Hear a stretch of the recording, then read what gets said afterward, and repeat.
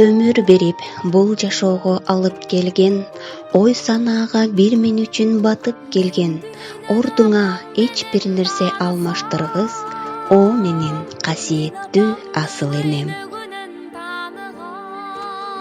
Күнүмсүң сен күн батса да жанып турган, күлкүң сенин дем күч мага берип турган, каректериң муңайбасын, жашакпасын, асыл энем, бир сен үчүн жаным курман.